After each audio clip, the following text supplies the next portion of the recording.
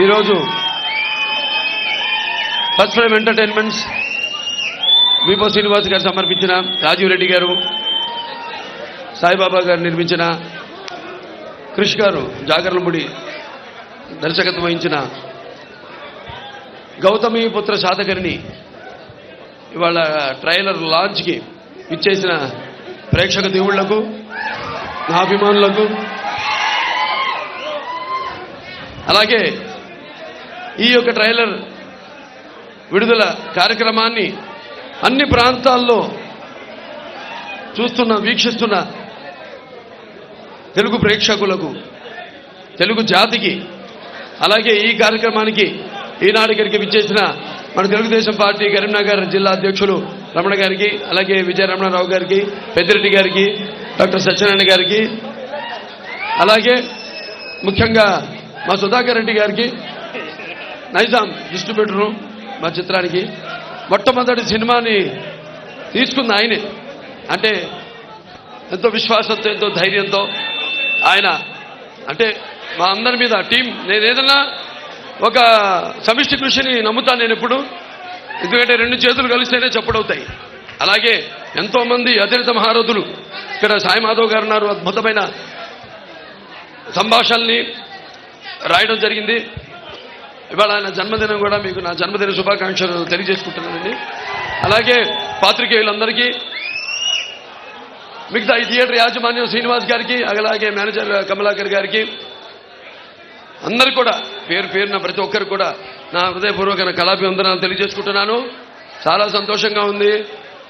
ఎందుకంటే ముఖ్యంగా ఇక్కడ కరీంనగర్లో ఇది చేయడం, ఇక్కడ కోటిలింగాల వాళ్ళు పొద్దున వెళ్ళడం జరిగింది. అక్కడ స్వామి దర్శనం చేసుకుని, పార్వతీ సమేత ఈశ్వరుడి దర్శనం చేసుకుని ఆ తర్వాత ఈ లాంచ్ చేయడం జరిగింది ఈ ట్రైలర్. మరి ఆయన అమ్మగారు గౌతమి గారు పుట్టిన ఊరు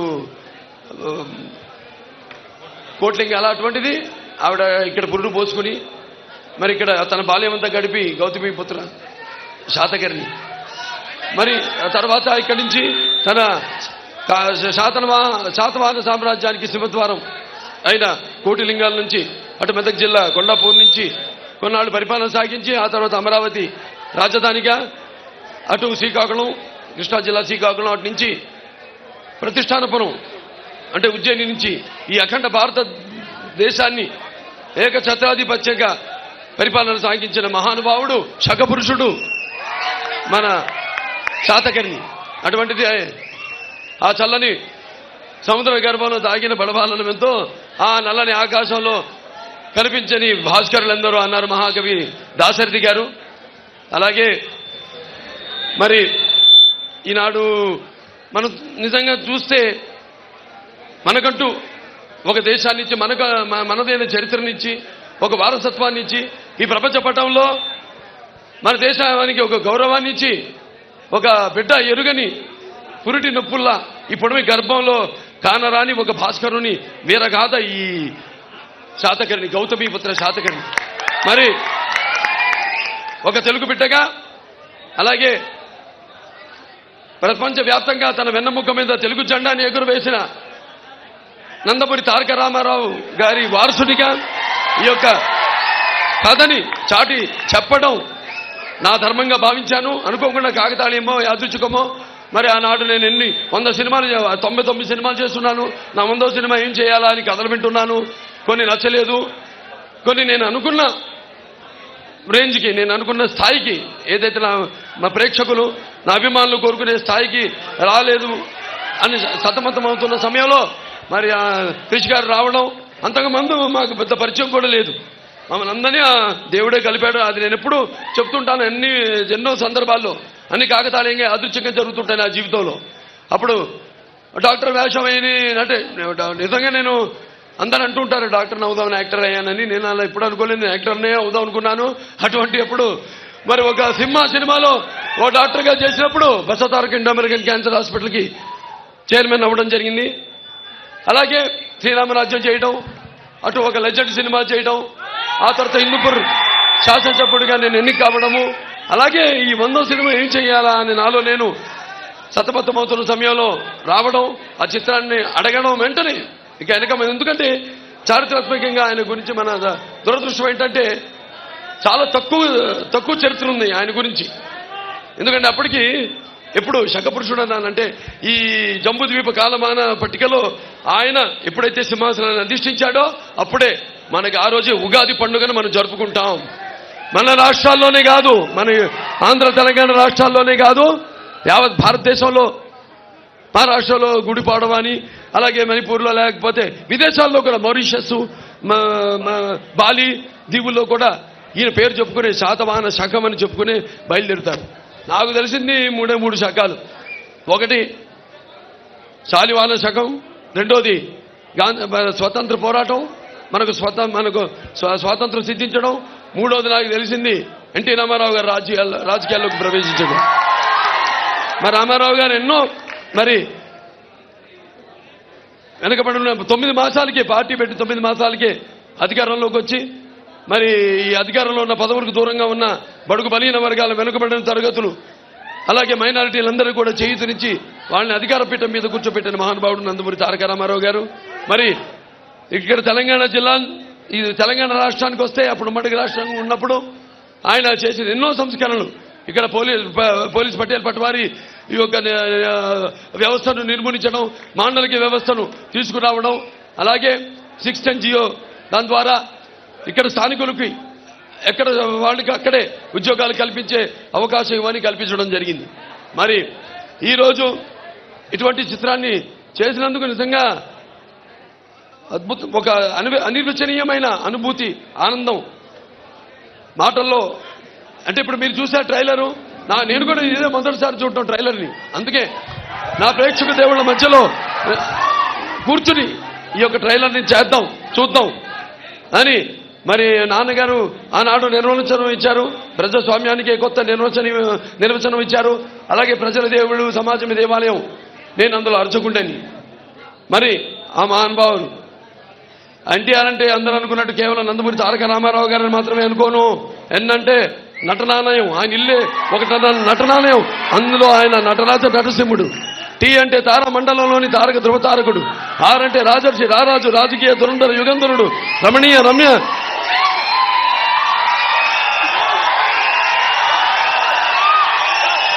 కమనీయ సౌమ్య గుణధాముడు. అందుకే ఆయన అందరి గుండెల్లో నిండుగా మెండుగా ఉండి మనకిప్పుడు ఆరాధ్యుడు అయినాడు నందమూరి తారక రామారావు గారు. పరివర్తని సంసారే మృత కోవన జాయితే సజాతం ఏన జాతేన యాతి వంశ సమున్నతిని అంటారు. అంటే కేవలం పుట్టినవాడు గిట్టక తప్పదు. కానీ ఎవరైతే తన పుట్టిన కుటుంబానికి, ఎవరైతే తన పుట్టిన గడ్డకి, ఎవరైతే అంటే ఊరికి, అలాగే ఎవరైతే తన పుట్టిన ప్రాంతానికి, దేశానికి పేరు ప్రతిష్టలు ప్రఖ్యాతులు తీసుకొస్తారే వాళ్ళ జన్మే సార్థకత చెందుతుంది. అలాగే నేహాపి కమలాశ్వతి ప్రత్యవాయన విద్యతే నా స్వల్పమస్య ధర్మస్య త్రాయితే మహతో భయాత్ అంటారు. అంటే అటు వాళ్ళకి వాళ్ళ యుగ పురుషులు, అవతార పురుషులు, వాళ్ళకి చావు పుట్టకలతో ఎటువంటి భయం ఉండదు, ఎటువంటి పరిచయం ఉండదు వాళ్ళకి. వాళ్ళు అటువంటి వాళ్ళల్లో ఒక శాతకర్ణి, ఒక గాంధీజీ గారు, ఒక అంబేద్కర్ గారు, ఒక శంకరాచార్యుల వారు, ఒక ఆది శంకరాచార్యుల వారు, అలాగే ఒక ఎన్టీ రామారావు గారు. ఎన్నో సినిమాలు చేశాను, ఎన్నో అంటే సాంఘిక సినిమాలు చేశాను, జానపద సినిమాలు చేశాను, చారిత్రాత్మక సినిమాలు చేశాను, అలాగే ఫ్యాంటసీ సినిమా చేశాను, ఆదిత్య 369, ఇలాంటి పౌరాణిక సినిమాలు చేశాను. ఇలాంటి అన్నీ చేసి నాకు ఇటువంటి బ్రహ్మాండమైన పాత్ర నాకు లభించడం అనేది నా పూర్వజన్మ సుకృతంగా భావిస్తున్నాను. ముందుగా అది నా తల్లిదండ్రులకు, ఆ భగవంతుడికి నా ధన్యవాదాలు తెలియజేసుకుంటాను. నాకు కరీంనగర్కి ఎంతో దగ్గర సంబంధం ఉంది. ఎప్పుడు ప్రతి సినిమా, ఏ సినిమా అయినా, నా సినిమా విజయవంతం అయినప్పుడు నా యొక్క జైత్రయాత్రలో నరసింహస్వామిని, అంటే ఉగ్రమైన మహర్షులు జలంతో సర్వతోముఖం నృత్యం భీషణ భద్రం నృత్యం నమామ్యం, ఆయన్ని దర్శించుకోవడం, ధర్మపురి నరసింహస్వామిని దర్శించుకోవడం ఒక ఆనవాయితీ. ఇవాళ మళ్ళీ వస్తాను. ఈ చిత్రం నాకు తెలుసు. ఈ చిత్రానికి ఎట్లాగైతే ఆనాడు ఒక కాలం ఎదురు చూసిందో కోలమానానికి, ఈ జంబూద్వీప ఎలాగైతే నాకు ఒక ఈ ప్రకృతి, అష్టదిక్కులు, లేకపోతే పంచభూతాలు ఎలాగైతే మాకు ఒక గుర్తింపు కావాలి అని ఎదురు చూసి శకపురుషుడు ఈ యొక్క శాతకర్ణి అవతరించాడో అలాగే మా షూటింగ్ జరిగిన రోజులు కూడా ఎప్పుడు ఎటువంటి అంతరాయం కానీ ఎటువంటి ఆటంకం కానీ కలగకుండా నిరాటంకంగా అద్భుతంగా షూటింగ్ జరిగింది. ప్రకృతి కూడా సహకరించింది. ఒకనొక సందర్భంలో మధ్యప్రదేశ్లో పోయి షూటింగ్ చేస్తుంటే మొత్తం భారతదేశంలో అంతా వర్షం పడుతూ అవుట్డోర్ అంటే బయట షూటింగ్లు చేసే స్టూడియో బయట షూటింగ్లు జరుగుతున్న షూటింగ్లు అన్నీ కూడా ఆగిపోయినాయి. మా ఒక్క షూటింగ్ తప్ప మధ్యప్రదేశ్ మహేశ్వర్లో షూటింగ్ చేస్తున్నాం. ఏదో భోజన విరామ సమయంలో వర్షం పడేది. మళ్ళీ భోజనాలు అవ్వగానే మళ్ళీ మేమంతా సమాయత్తమైనప్పుడు మళ్ళీ షూటింగ్కి వెళ్దామని ఆగిపోయింది వర్షం. అలా ఎంతో అద్భుతంగా ప్రకృతి కూడా ఎంతో ఆనందిస్తుంది. ఇవాళ మా అందరి అదృష్టం. ఇవాళ నిర్మాతలు మా రాజీవ్ రెడ్డి గారు ఉన్నారు, బీబో శ్రీనివాస్ గారు ఉన్నారు, సాయిబాబా గారు ఉన్నారు.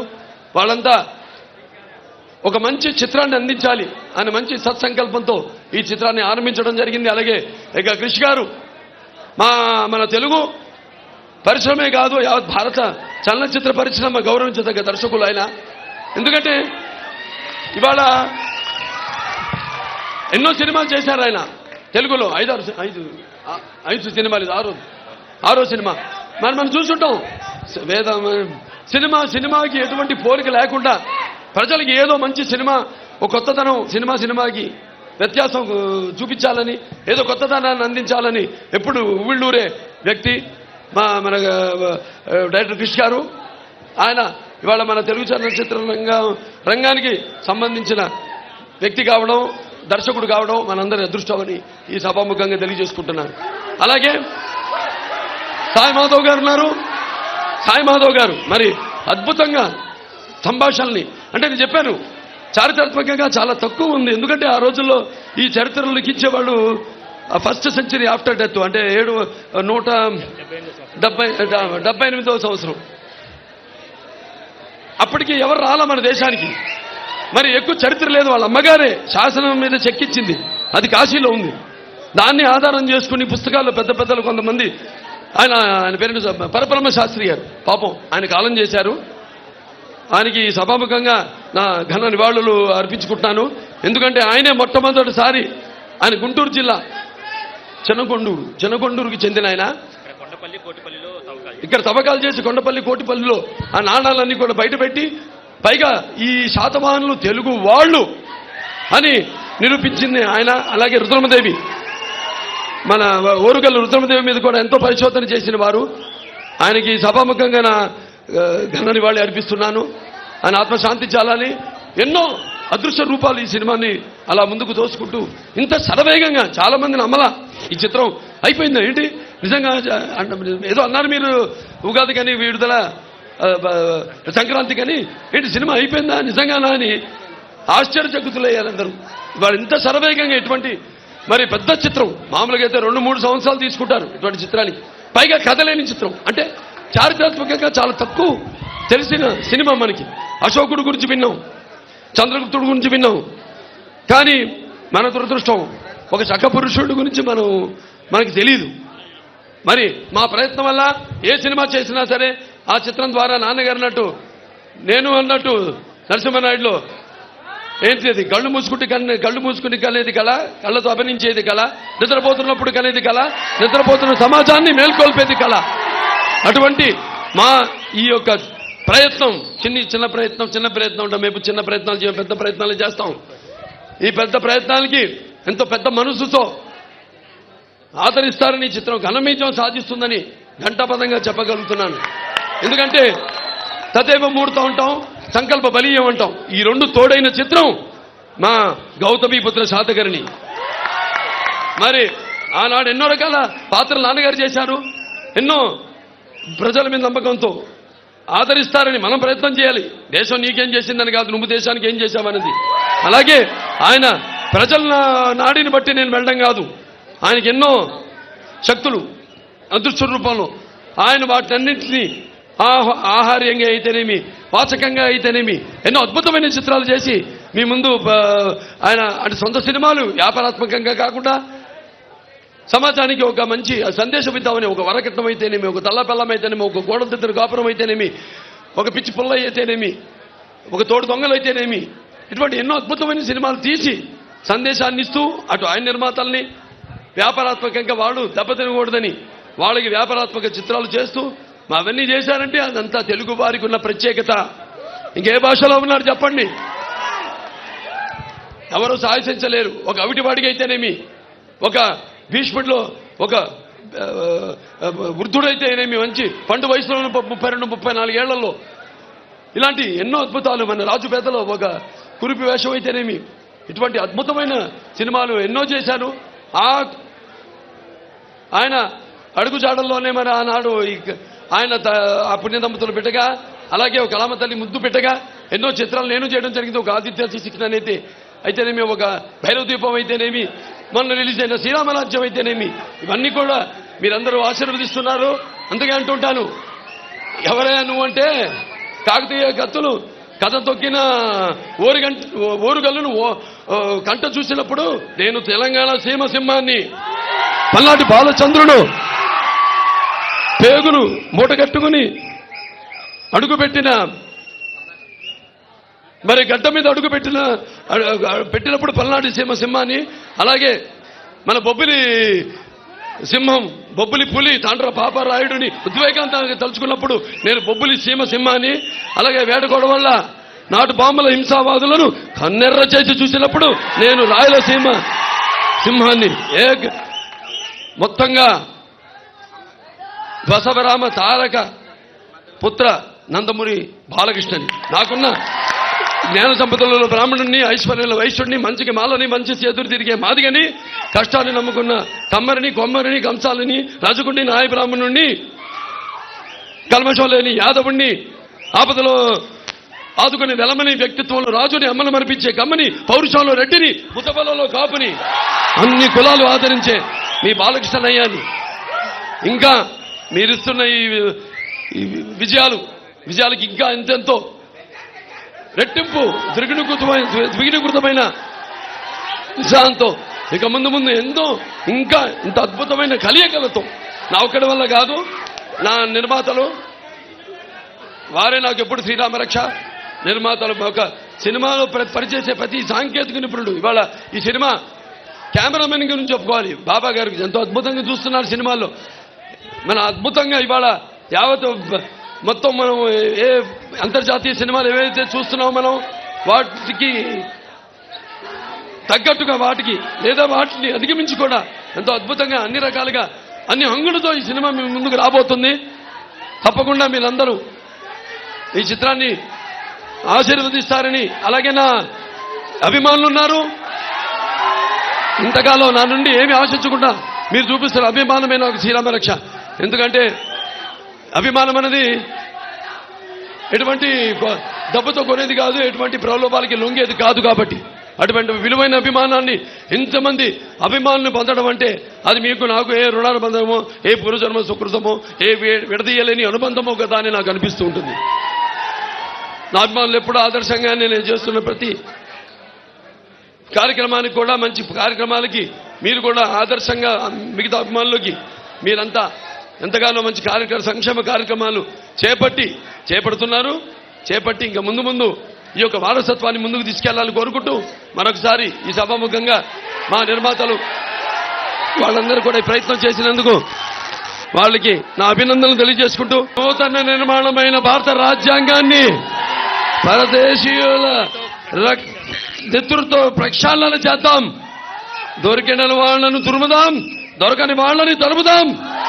ఏది ఏమైనా దేశం మీసం తిప్పుదాం. అంగ కళింగ కదంబ కలబర కోసల కుంతల కొంకణ విదర్భ అవంతి అనూప అబీర అపరాంత కుకురు అకర అసక అస్మిక ములక మాలవ మహిష మగధ చేర చోట్య పాండ్య సౌరాష్ట్ర సహితంగా ఒకే ప్రాంతం, ఒకే రాజ్యంగా మొత్తం ఈ భారతదేశాన్ని పరిపాలించిన మన గౌతమిపుత్ర శాతకర్ణి గారికి మనమందరం కూడా, ముఖ్యంగా ఈ కోటిలింగాలకి చరిత్ర ఎంతో రుణపడి ఉంది. ఎందుకంటే ఎప్పుడైతే ఆయన తల్లి పేగు కోశారో ఒక భారతదేశానికి ఒక జన్మనిచ్చింది. కోటిలింగాల ఎప్పుడైతే పురిటి నొప్పుతో ఆయన అరిచాడో అప్పుడే మన దేశానికి ఒక ఉనికి తీసుకొచ్చింది. కాబట్టి ఈ కోటిలింగాలకు చరిత్ర ఎంతో రుణపడి ఉంది. అందరూ కూడా ఎందరో పరిశోధనలు చేశారు ఆయన మీద. వాళ్ళందరికీ నా అభినందనలు, కృతజ్ఞతలు తెలియజేసుకుంటూ మరొకసారి ఈ కార్యక్రమాన్ని ఇంత ఘన విజయం చేయడానికి చేసిన ప్రేక్షక దేవుళ్లకు, నా అభిమానులకు, కరీంనగర్ ఈ యొక్క పట్టణ పుర ప్రముఖులకు, పాత్రికేయులకు, పోలీస్ సిబ్బందికి అందరూ కూడా నా కృతజ్ఞతలు తెలియజేసుకుంటూ నేను సెలవు తీసుకుంటున్నాను.